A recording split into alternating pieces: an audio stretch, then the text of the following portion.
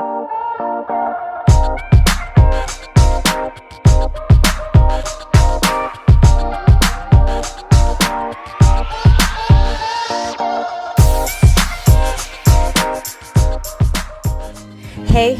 welcome to the Get Inspired Show.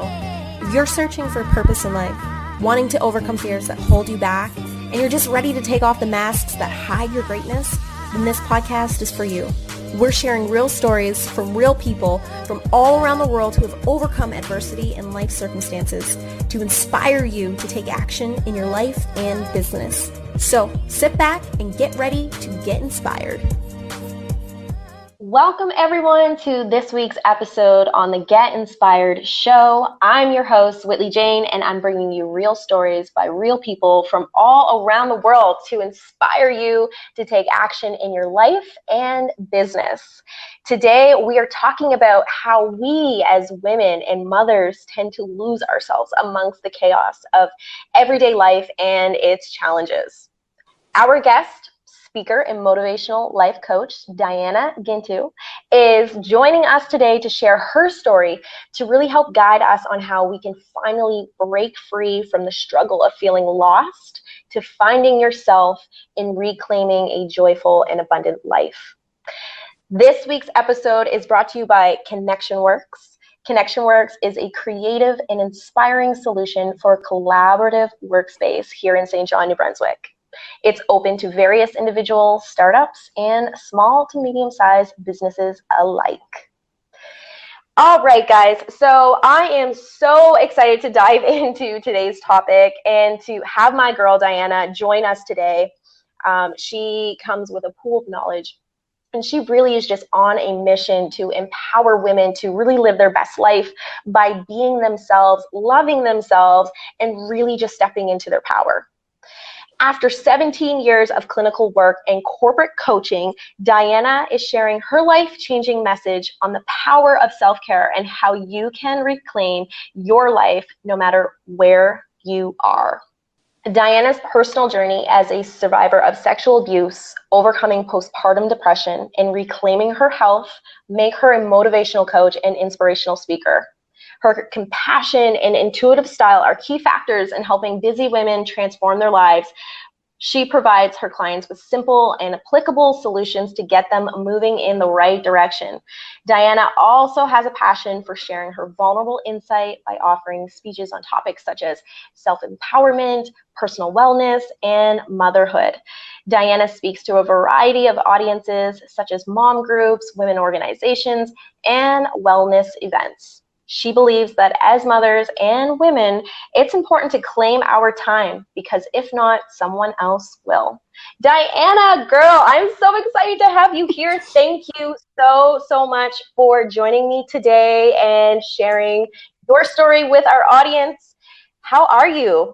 Good. Thank you for having me, Whitley. I appreciate this opportunity. I love it. I'm ready.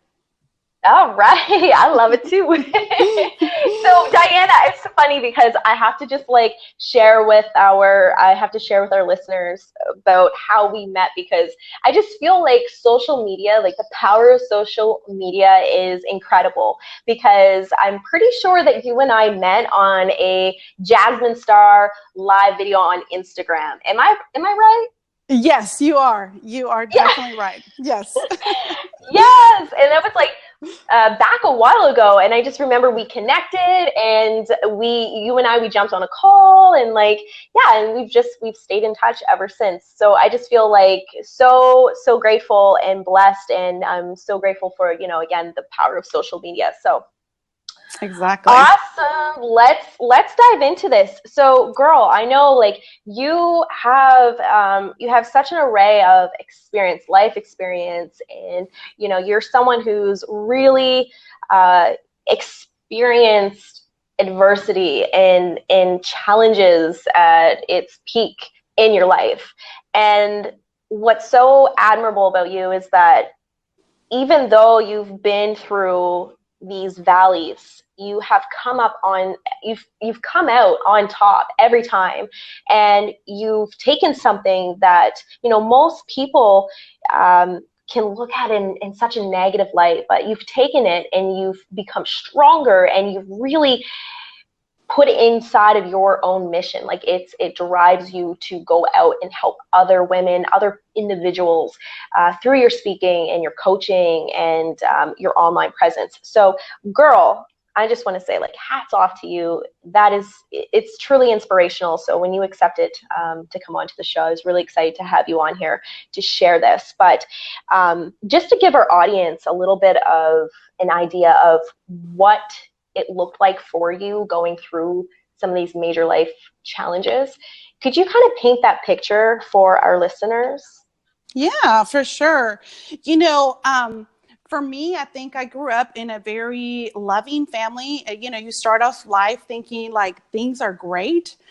We are going to have, that innocence that I see in my kids now, right? Where you just don't know what life is going to throw at you, right? And so I think I was about a preteen when I was, my first kind of introduction into the world of like, oh, life is not easy. I was sexually abused. And I remember during that time, obviously a lot of pain and confusion. And I remember that the shift for me was I went into the library and secretly got a book that, talked about this, about sexual abuse and what was happening. And I started to read that book. And what I realized is that it didn't look good. It did not look good. There was a lot of information about prostitution and drug usage and, the effects and all these negative things that can happen when somebody is abused. And I remember putting that book down, and I'll tell you, Whitley, I don't remember the book. I didn't finish it. I know that. But one thing I did in that moment is I said to myself, this will not win. I am not just going to stop and turn it into this. I don't want to be the person that they're talking about in this book. And I don't know what, I was around 12 or 13 at that time. I don't know what led to that awareness at that time. Obviously, I say that it's really God that led me to that decision. But I remember thinking to myself, and I use that word win because I felt like I was in the fight for my life at that moment, and I chose to win. That is so powerful. As you're speaking that, Diana, and getting chills, and, for your young 12, 13-year-old mind to be able to process that and to make that decision that, even for adults, it could be a hard decision to make. How did you navigate those next few years and your adolescent years at that? What did those next few years look like for you? They were definitely hard. I had a lot of turmoil, but one of the things that I did, obviously I was actually very, if you see pictures of me during that time, you would never know that anything like that happened to me because I was captain of the cheerleading team. I was student council president. I was a lot of things. I was national, my grades were good. But the thing is that I was fighting for my life, right? And so I decided to show up and not throw in the towel. And so I just went harder. I just went harder for life. I got more involved, and I knew that if I wanted to not be that statistic in that book that I read, that my grades had to be good. I grew up very poor. And so in our family, no one had gone to college. No one was talking about the future, because we were trying to survive, we had a one income home, and my parents had 5 children. So for me, it's like, I knew at that time that I had to show up. Broken, damaged, I just showed up. And so one of the things that was key, and I didn't know how important it was then, but the fact that I still use this strategy today as an adult, tells me how impactful it was. And I would do this every day, or, very often, as much as a teenager can be consistent. But I remember going into my restroom and talking to myself and telling myself, you will win. And I don't know why I used that word. I guess, like I said, I was in a fight for my life, but I just remember kind of doing that pep talk to myself. And nowadays, I actually obviously recommend that strategy. Obviously, it's actually a strategy that's proven. It's called mirror work, And so it's funny that I didn't know what I was doing then. I just was trying to talk to myself, my inner self, and be like, don't give up. Like, keep going. There's going to be like a victory at the end.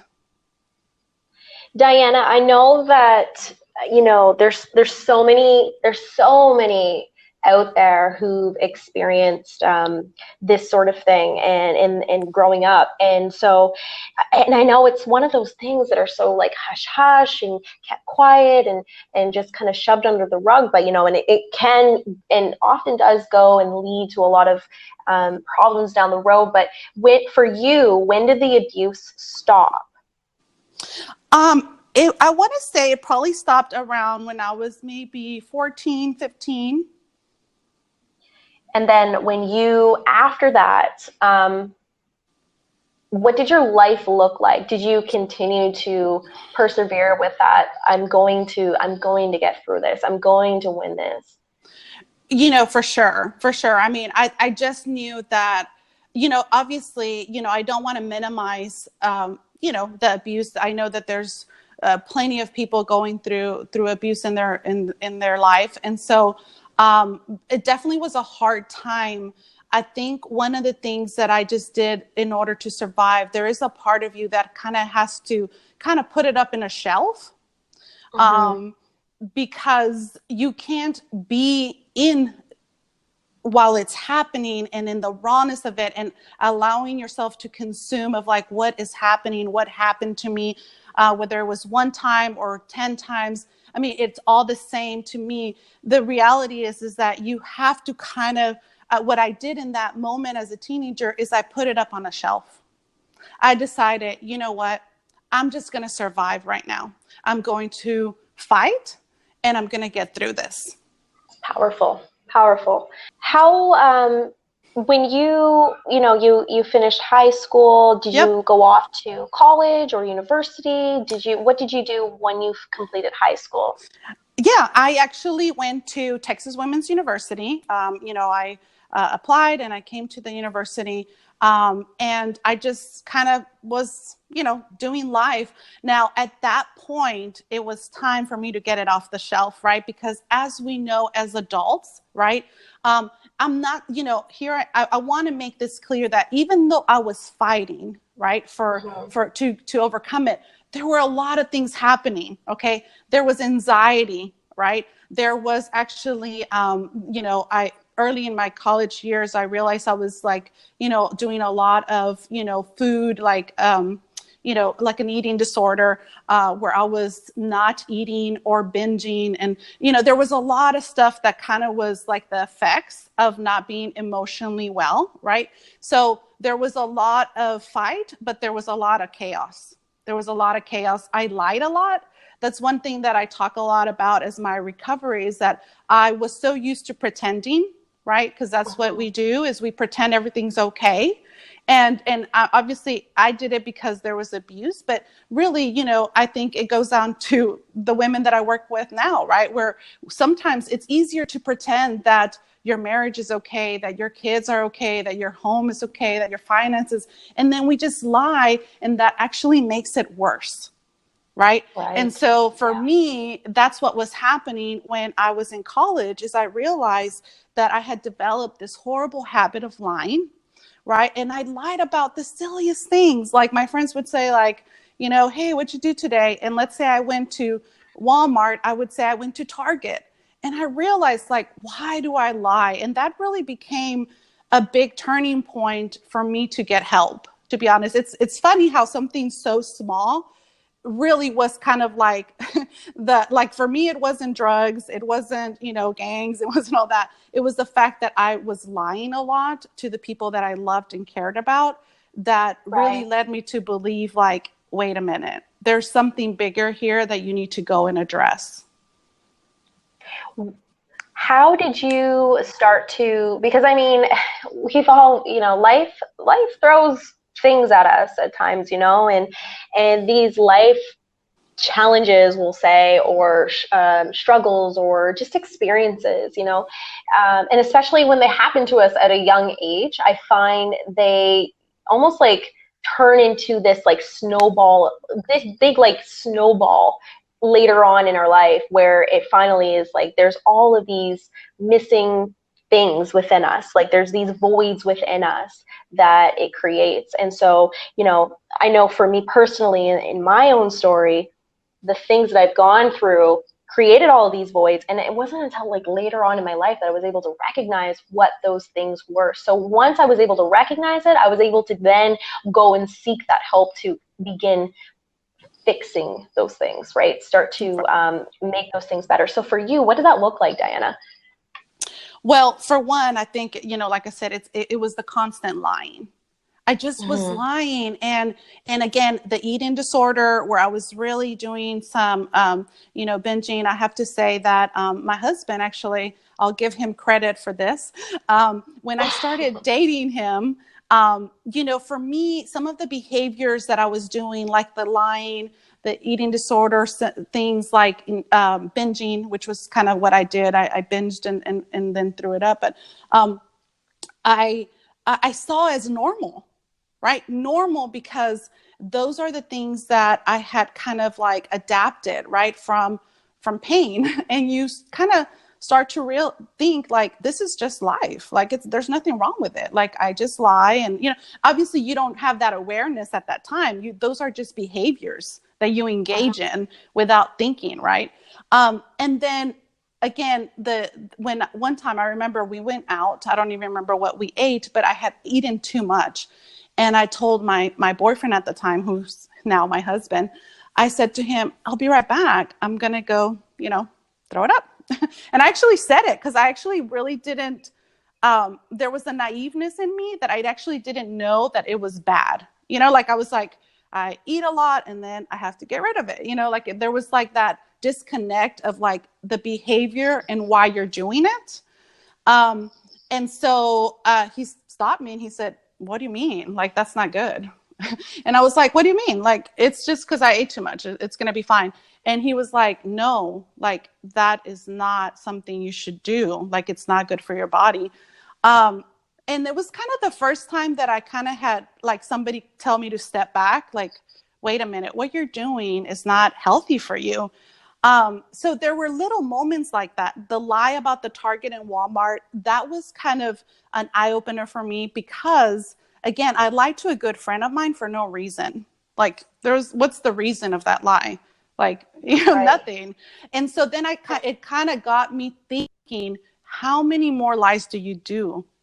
Like, and so that self-awareness started increasing, which that got me into counseling. So Diana, over the next, over the time frame that you were in counseling, we'll say like the healing of those Mm-hmm. things that, right. So during that time of your healing, um, when it was all said and done, at the end of the day, who were you? Like, what person were you? You know, I always tell this, and this is a hard thing for some people to hear if they're not in the healing, like if they're not on the other side. And for me, I really, really am grateful for that experience. And I'll tell you why. Because through that, right, I became the person I am today. I am strong, I'm a fighter, I'm resilient. And so when I really was able to see the gifts, right, in that horrible story, a lot of times when I talk to people, people ask me like, would you go back, if you're so grateful, would you have that be part of your story again?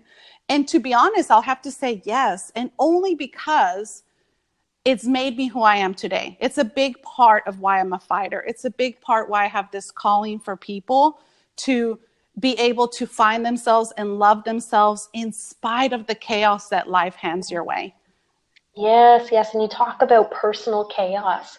What is that? What is personal chaos to you? For me, it's that part where you're just overwhelmed all the time, where Mm-hmm. you don't know what to do. You have ideas, you have moments of like, yes, I think I'm going to do that. And then guess what? You don't do anything about it.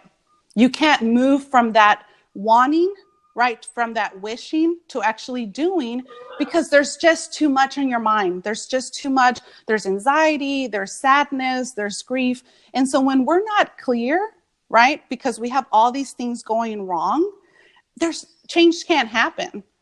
There's no Right. direction. You need to be very clear. And so some of the things that when I talk to some of my clients now is the first few sessions, I want to help them get really clear.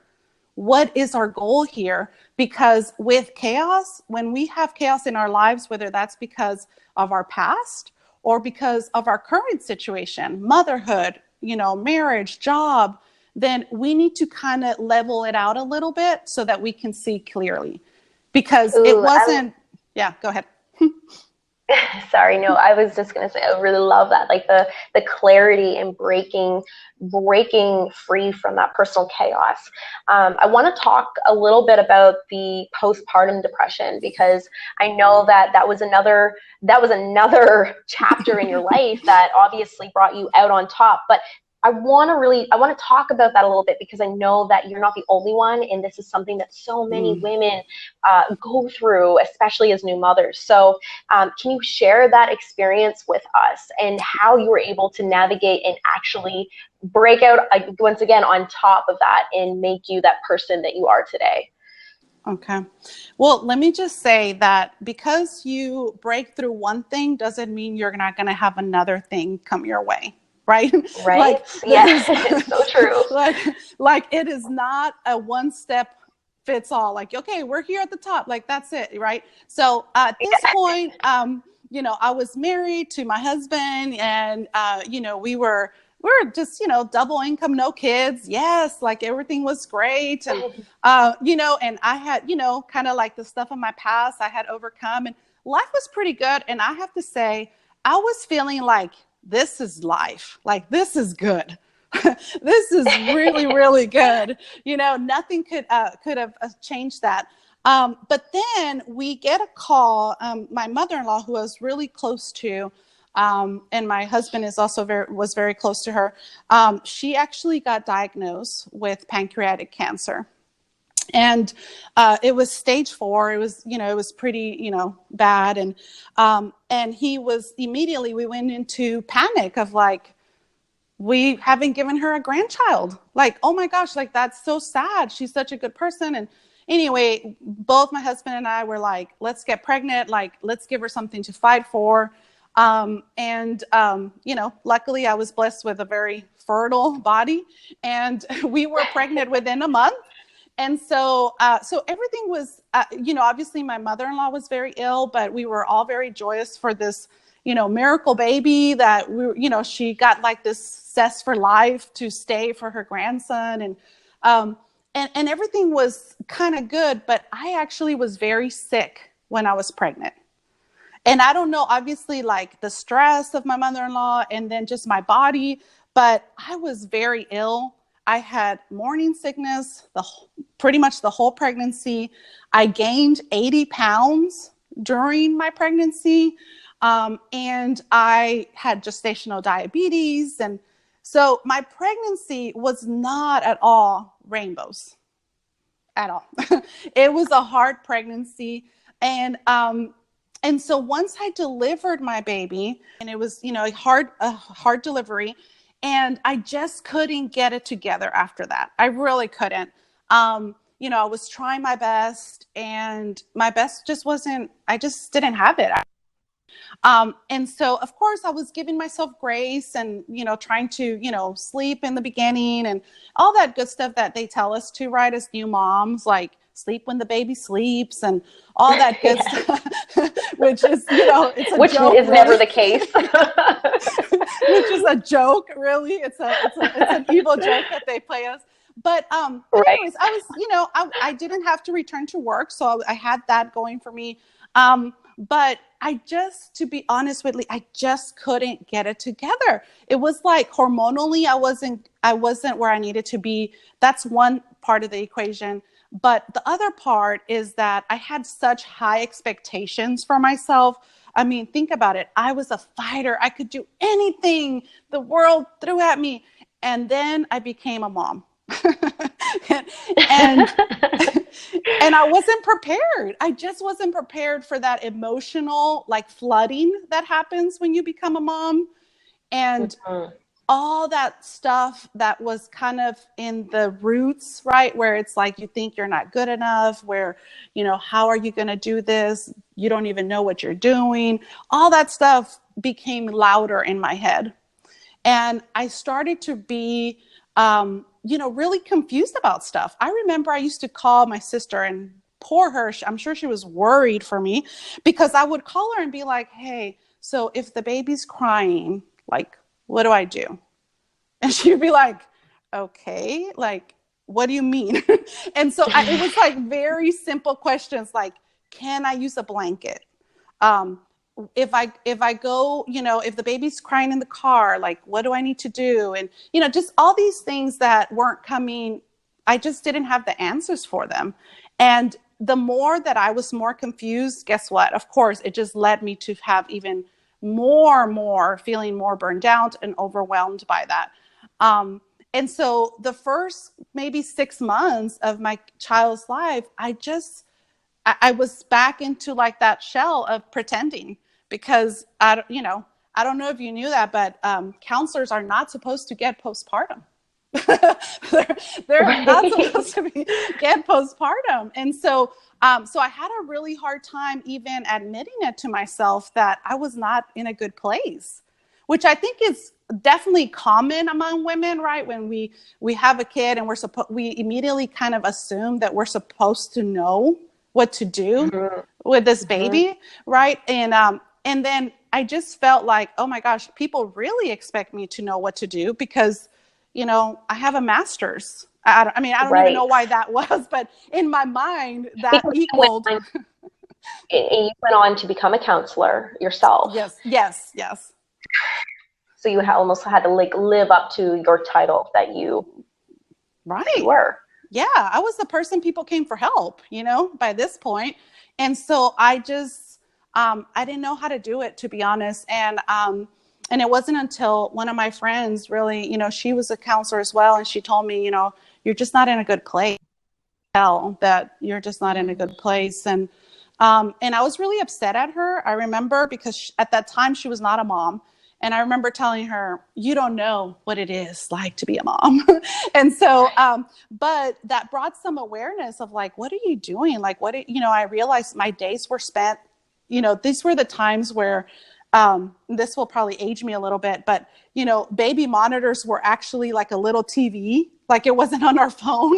It was like a little TV on your nightstand. And so I remember just spending most of my day either carrying my child, sitting with my child, or staring at my child. Like that was it. Like that was all I was doing. And so obviously I was not in a good place. Did you feel like you sort of lost who you were, Diana, when you became a mom? Yes, for sure. 100%. That fighter that we were talking about earlier, like she was Right. nowhere Yes. around. She was nowhere around. Like there was no mirror work happening at this moment. And I literally, my health was also in jeopardy. I had gestational diabetes with my pregnancy. I didn't go on to have diabetes, but I was very overweight. I mean, I was 80 pounds overweight, so I was like in a different body, in a different life. And I had stopped working, right? Because now I'm going to stay home with my child because that's what we're supposed to do. In my mind, all these rules became rushing forward of what I was supposed to do. And I was failing. I was super unhappy. How did you how did you navigate through that? How did you get out on top of that? Like how did you find the light at the end of the tunnel, so to speak? Yeah, I got help, to be honest. I'm glad my friend, who I was very upset at, told me something because again, it kind of started that domino effect of awareness of, Mm-hmm.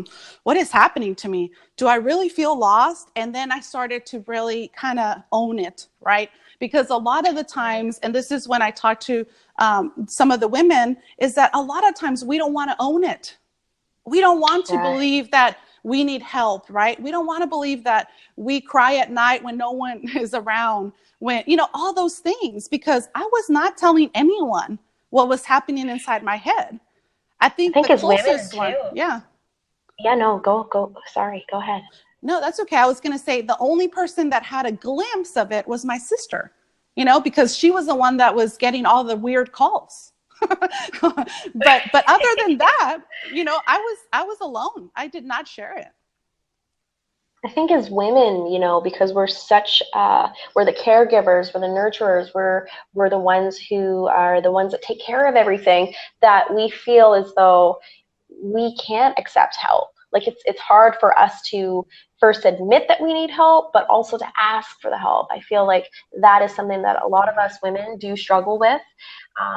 But what was that breaking point for you to actually admit and seek out that help? Um, I'm not sure what was it. It happened so slowly for me because again, the awareness started, and then I had a conversation with my Joby, my doctor, and I said, I don't feel right. I don't feel like myself, and I actually was put on a low dose of Zoloft, and so that started kind of helping me a little bit. And then I actually decided to return to work. So I guess if I had to pick one thing that helped me personally is the returning to work. Now, obviously, I'm not saying that you should work or not work, whatever. But I'm just saying for me, for what was for important to me, going to work really connected me to myself, right? Right. And that really started opening the space for me to think more clearly, for me to get ready in the morning. And I didn't go full time. I was able to do part time, but just that little break, right? From, Mm-hmm. okay, I'm a mom, but you know what? I'm still Diana. Like I still, can go to work. And, sometimes, I would be able to like talk to other adults, right? Not about my kid, but about my passions, about other, bigger, more, things that were happening in the world. And that kind of started to really unravel, like, wait a minute, you know what? I'm not a stay-at-home mom. I'm just Right. not, and that's okay. And I grew up with a stay-at-home mom, right? And so it was hard for me to, not to be that, to be honest, because I just always thought I would stay home. Right. But for me, me staying home, I was losing myself more and more. So I had to connect to my calling, and that is helping people. And once I started to do that, I sort of started to feel more like myself. I feel like that is so powerful too, is because there's so many experiences that we can go through in life where we feel like we lose ourselves. And the one thing that can fix that is to reconnect with ourselves. So finding whatever it is that reconnects us with who we are at the core, and then taking action little by little, day by day, to connecting back to that. And I feel like I can totally relate to your story in a different sense because, of course, I have different experiences, but just losing yourself and then reconnecting back to that, that's powerful. The other thing that I really, really love the post that you made on your Instagram the other day about how, as mothers, we often question our parenting, and sometimes we put Mm-hmm. ourselves on the back burner, and how we can really avoid doing this, and how we can both invest in in our kids and ourselves and everything that we're doing, and still be able to invest in ourselves without feeling that guilt. Can you touch a little bit on this for some of us mothers out there who are struggling with that guilt of, am I enough? Am I good enough? And even struggling with putting themselves first. Right, right. So once I started to really engage more in self care, right? connecting to parts of me that really brought me joy, going back to return to work because that's what was, meant for me. I also started to exercise, right? Like just little parts here where I started to become more active. And what I noticed is that the more that I self-cared, the better I was at home, right? It did not take, it didn't take hours. It just took a little bit. And so the more that I started to work with women, the more I saw what you're just talking about, right? We give ourselves the scraps at the end of the day. How many times, and I know you, if you're a mom, you can relate to this, you give your food away to your kid. If let's say there's not enough, there's one pork chop left, your kid wants a second pork chop, guess what? Mom doesn't want a pork chop anymore, right? Like you're just like, no, take it. Like, like I don't need it, right? And you will just eat, just a little bit of rice or, I'm exaggerating, but I'm thinking like that's very symbolic of the stuff we do every day as moms.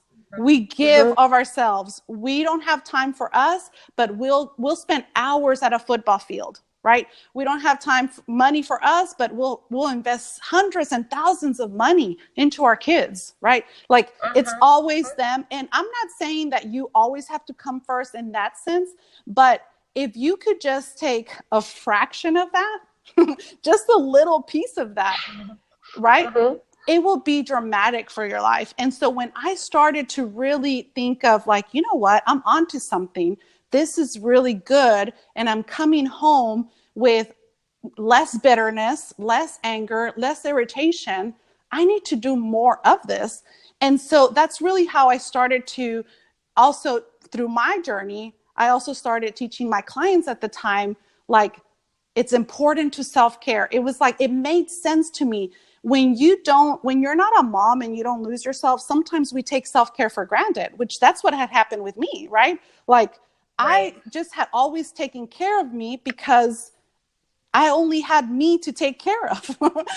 But when you become a mom, you're 24/7, right? You're like always on. And so finding that time, that little sliver, what for me has been the difference is I give myself first. Because I know, and you read that in my intro, if you don't claim your time, somebody else will. Love that. Love it. And also, I know that you're a big advocate on self-love, like loving yourself, taking care of yourself. Like you tie all of that into your messaging. And I think it is such a huge topic that needs to be addressed from an early age is self-love. Can you give us a little bit of insight on what it means to love yourself, and for anybody who is struggling with this, how they can start taking steps in their life today to begin loving themselves? Because I believe that when you love yourself, you can be yourself, and when you can be yourself, everything just falls into place. Life is just joyful and abundant. Right. Here's what I tell all the time. I mean, people all the time. When you have something expensive, right? Whether that's like a designer purse, a diamond ring, a vase, you're careful with it, right? Oh no, don't walk by that. Or, you're like, you're cleaning it at night. You're putting it in a little container. I mean, we all have that. I have some pearls that were given to me, and I'm telling you, they are like safe. It's so true. Like my mom, I remember my mom like growing up being like, "No, you can't drink out of those crystal glasses." I'm like, "Well, what do we got them for?" Yes, right. We take care of things that we value, right? With care. Right. With care. So for me, I always tell people, how are you taking care of you? Are you valuing you? And for me, self-love comes from the acts of kindness that you share to yourself. Okay. So are you treating your body with care? That's moving it. Are you feeding it right? Are you resting it? All those things are very basic, but I'm telling you that creates the biggest shift, because when you start to take care of the temple, right? The body, the physical form, it's so much easier to take care of the spirit. Okay. But sometimes if we start with just wanting to like change the spirit, like those belief systems and all that. Sometimes when you are in a low place of self-love, right? When you don't love yourself, you have all this negative stuff about you, that's really hard to conceptualize, like your spirit, like it's like this big thing, like, I don't know what that is. I can't touch it. I can't manipulate it. It's inside. Does it, and so it's a lot harder to start there, right?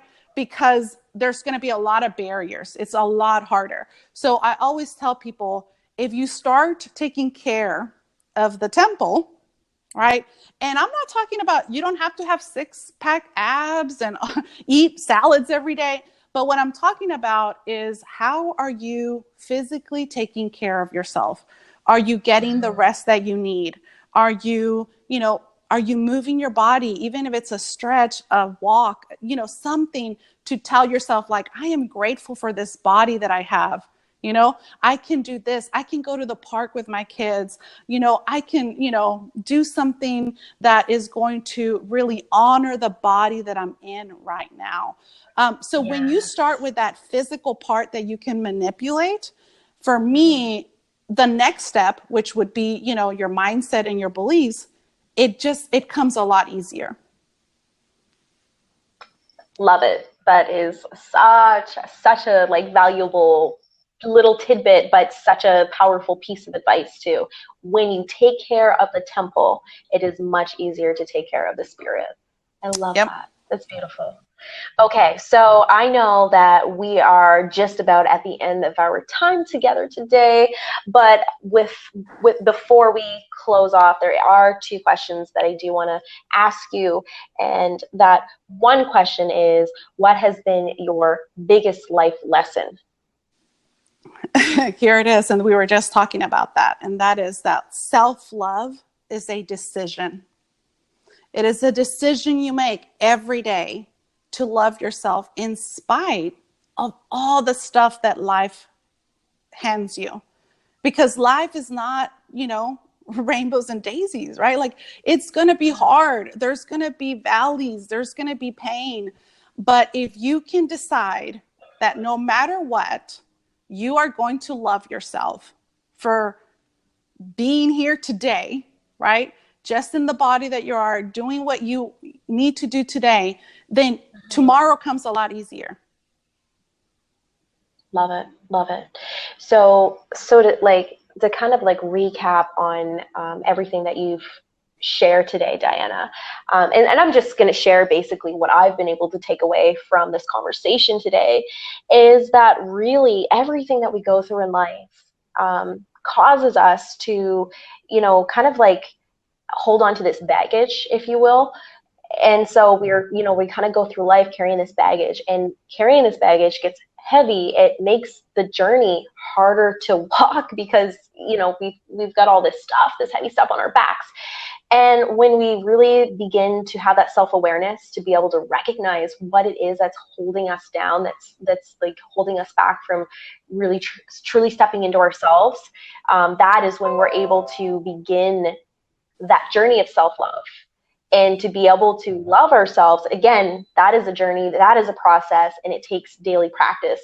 And what you're saying is, begin taking care of your body, taking care of your well-being, taking care of your mind, your mental and emotional well-being, as well as your spirit. And when you do this, and you can really love yourself and step into who you are, that is when life becomes joyful. That is when life becomes more present for you, and you get to be more grateful and joyful in all the things that you're doing.